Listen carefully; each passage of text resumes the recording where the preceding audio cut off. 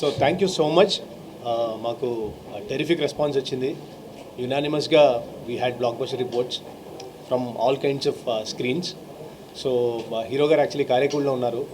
So he's wished us all the love and everything to the media and to the audience as well. 2 daysలో ఆయన ఇక్కడికి రాగానే will celebrate our success with them. ఏదైతే అనుకున్నామో ప్రతి episode ఇది పేలుతుంది, దీనికి యునానిమస్ రిపోర్టు యునానిమస్గా రెస్పాన్స్ వస్తుంది అనుకున్నాం. ప్రతిదీ అలాగే ట్రాన్స్లేట్ అయింది. ఈరోజు ఎవ్రీబడి ఈజ్ ఎంజాయింగ్. ఒక స్టాండింగ్ ఓవేషన్ ఉంది. We're very happy. ఇకపోతే మనకి మన ఫ్రెండ్ వర్డ్ ఆఫ్ మౌత్ వచ్చినప్పుడు we're push to or we're drawn to theatres. మనం థియేటర్స్కి వెళ్తాము. అలాంటి ఒక మీకు వర్డిక్ట్ ఎక్కడి నుంచి వస్తుంది అంటే ఒక బుక్ మై షోలోనో, ఎందుకంటే ఆడియన్స్ ఓట్ చేసేది బుక్ మై షోలో కానీ ఐఎండిబిలో కానీ పేటిఎంలో కానీ ఇలాంటి ఒక క్రెడిబిలిటీ ఉన్న సైట్స్లో you will reflect yourself. మీలాంటి ఫ్రెండ్స్, మీలాంటి ప్రేక్షకులు ఓటేసేది అక్కడ. అలాంటివి మీకు సూచికలు అన్నమాట ఈ సినిమాకి ఎందుకు వెళ్ళాలి అనేది.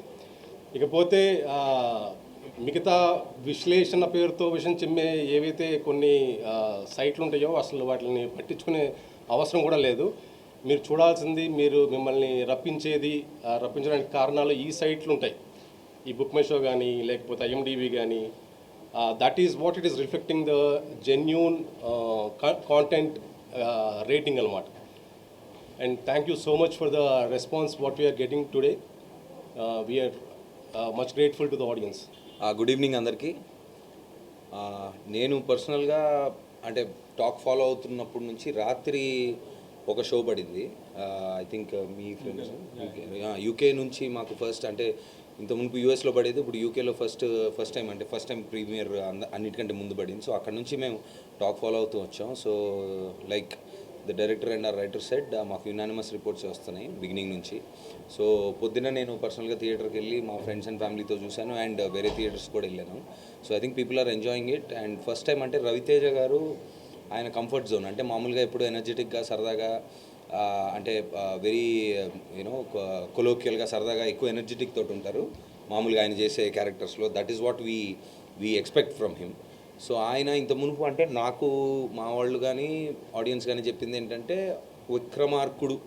విక్రమార్కుడులో రాథోడ్ క్యారెక్టర్ ఎలాగైతే ఎంజాయ్ చేశారో ఆ ఇంటెన్సిటీ, సో సేమ్ అంటే చాలా సంవత్సరాల తర్వాత మళ్ళీ ఆ వైబ్ వచ్చింది, చాలా బాగుందని చెప్తున్నారు. So he stepped out of his comfort zone and ఒక డిఫరెంట్ కైండ్ ఆఫ్ ఎంటర్టైన్మెంట్ ఇచ్చారు దీంట్లో.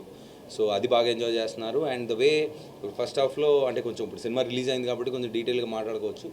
సో ఫస్ట్ హాఫ్లో ఎలాగైతే ఆ క్యారెక్టర్ ఏంటి, అసలు వీళ్ళ కథ ఏంటి అని ఒక కపుల్ ఆఫ్ క్యారెక్టర్స్ కొంత చెప్పడం, ఆ స్క్రీన్ ప్లే అలాగ ఓపెన్ అవ్వడం బాగా ఎంజాయ్ చేస్తున్నారు జనాలు. అండ్ అంటే ఇప్పుడు ఈ బిట్లుగా చెప్తే నేను కూడా ఫస్ట్ హాఫ్ అయిపోగానే పెడతారు కదా, ఫస్ట్ హాఫ్ టూ మచ్ ఉంది, సెకండ్ హాఫ్ ఇంకా బాగుంది, అలా కాకుండా. సో అండ్ సెకండ్ హాఫ్లో అంటే ఇదేంటి ఎక్కువ అంటే మా మదర్ కూడా నిన్న పొద్దున దాని గురించి మాట్లాడుకుంటున్నప్పుడు బాగా యాక్షన్ సినిమా లాగా ఉంది అన్నారు. సరే నువ్వు రా వచ్చి చూడు అన్న. So she was also very happy. ఎలాగైతే సెకండ్ హాఫ్లో అసలు కథ ఏంటి, మెయిన్ అసలు ఏం జరిగింది అని తెలుసుకుంటూ ప్లస్ ఓహో ఇదనమాట యాక్షన్ బ్లాక్లు లేదా ఈ కథ అని main characters main story open అయిన తర్వాత ఎలాగైతే ఎమోషనల్ ట్విస్ట్ తీసుకుంటుందో సినిమా, అది ఎవరో ఎక్స్పెక్ట్ చేయలేదు. మేము రిలీజ్ ముందు కూడా చెప్పాము, అంటే మామూలుగా యాక్షన్ కమర్షియల్ ఫిల్మ్స్లో యాక్షన్ తోటి ఎండ్ అవుతుంది, కానీ దీంట్లో మరి అది ఎలాగా ఈ సన్నటి కుర్రాడు అలా రాశాడు అనేది ఎవరికీ తెలీదు. సో వెరీ ఇంట్రెస్టింగ్గా ఓపెన్ అవుతుంది. అండ్ ఓపెన్ అయిన తర్వాత ఎలాగైతే ఎమోషనల్ పాయింట్స్లోకి వెళ్ళిందో I think people are enjoying it truly. We been following. And నేను కూడా మామూలుగా నా ఇన్స్టా కానీ నా ట్విట్టర్లో I personally message a lot of people. So నాకు చాలా పాజిటివ్గా వస్తుంది. అండ్ పీపుల్ మీడియా ఫ్యాక్టరీలో I think their hit streak is continuing and we're all very happy.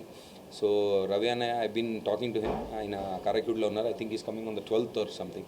So ఆయన వచ్చిన తర్వాత మళ్ళీ బయట చూసిన సక్సెస్ని ఇంకా ఎక్కువ కనిపించేటట్టు ఇంకా ఎక్కువ సెలబ్రేషన్స్ మేము డెఫినెట్గా చేసుకుంటాం. So thank you so much for all your support. Love you.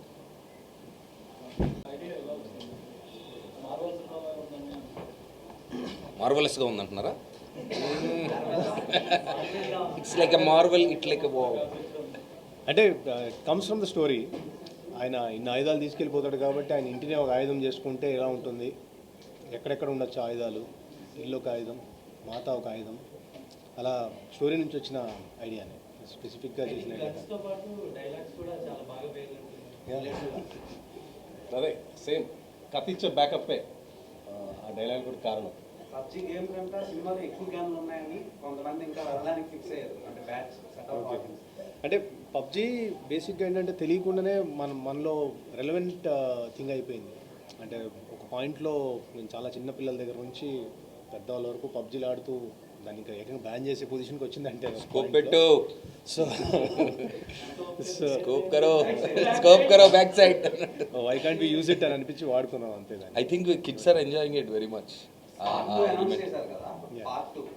So ఎలా ఉండబోతుంది, మా ఎక్స్పెక్టేషన్స్ ఎలా పెట్టుకోవచ్చు? యాక్షన్ ప్యాక్డా లేదంటే అన్ని సో ఎలిమెంట్స్? అంటే ఒకటి మనం ఈ సినిమా ఫస్ట్ నుంచి కూడా ఆ సినిమాలో డైలాగ్ ఉంది, ఇందే డైలాగ్ యాక్చువల్లీ గేట్లు వేసాం, సైరన్ వేసాం, అలాగే మనం సినిమా ట్రైలర్లు వేసాం, టీజర్లు వేసాం, సినిమా యాక్షన్ ఫిల్మ్ డ్రామా అని చెప్తూ వచ్చాము. నువ్వు శంకరాభరణం ఎక్స్పెక్ట్ చేసి వస్తే మనం ఏం చేయలేము. సో ఇది యాక్షన్ డ్రామా, యుద్ధకాండ తీసినా కూడా యాక్షన్ డ్రామాలానే ఉంటుంది, యాక్షన్ ఫిల్మ్లో ఉంటుంది, కమర్షియల్గా ఉంటుంది, మాస్ ఆడియన్స్కి రీచ్ అవ్వడానికే ట్రై చేస్తాం.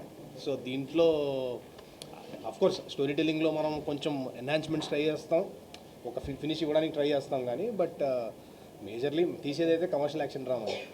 రవితేజకి ఎలా కన్విన్స్ చేశారు? బేసిక్గా ఆయన జోనర్ సపరేట్ ఉంటుంది, ఆ కంఫర్ట్ జోనర్ నుంచి బయటకు వచ్చి యాక్షన్ ప్యాక్ ఫిల్మ్ ఇప్పుడు వరకు చేయలేదు ఆయన. అంటే యాక్షన్ అనగానే కమర్షియల్ ఒక లేబుల్ వచ్చేస్తుంది కాబట్టి ఆటోమేటిక్గా ఆయన ఈ వాజ్ వెరీ ఓపెన్ ఫస్ట్ నుంచి కూడా.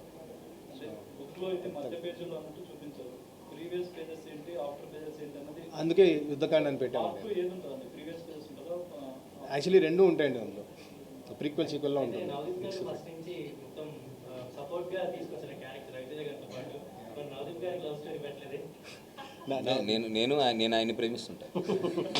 రొమాన్స్ అదే సెకండ్ పార్ట్లో మీరు చూస్తాడు బ్రోమాన్స్. ఫ్యాన్స్ అందరూ హీరోయిన్లు పెట్టినా సరిగ్గా ఏ హీరోయిన్ ఎక్కువసేపు రాలేదని కూడా అంటున్నారు. బాగా అంటే ఇది హీరోయిన్ సెంట్రిక్ సినిమా కాదు అసలు. ఫస్ట్ మనం ట్రైలర్ నుంచి చూపిస్తున్నాం, మీకు ట్రైలర్లోనే రిప్రజెంట్ చేసాం. 1 minute 2 minutes ట్రైలర్ కట్ చేసినప్పుడు ఎంతైతే ఉందో అదే చూపించాం.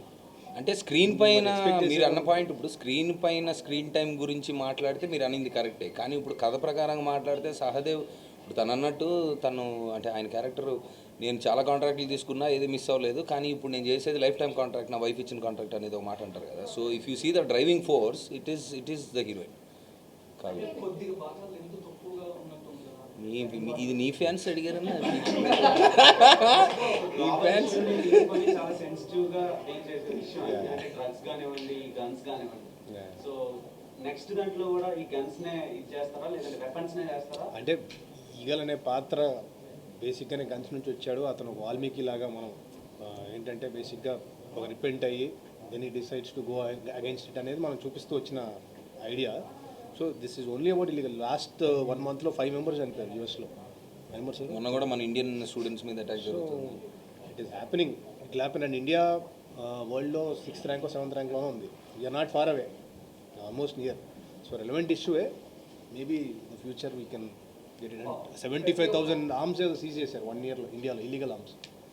పార్ట్ 2లో ఎవరైనా కొత్త వాళ్ళని ఆర్టిస్ట్ని ఎక్స్పెక్ట్ చేయొచ్చా? నవదీప్ గారు సపోర్టింగ్ రోల్స్ కానీ హీరోయిన్.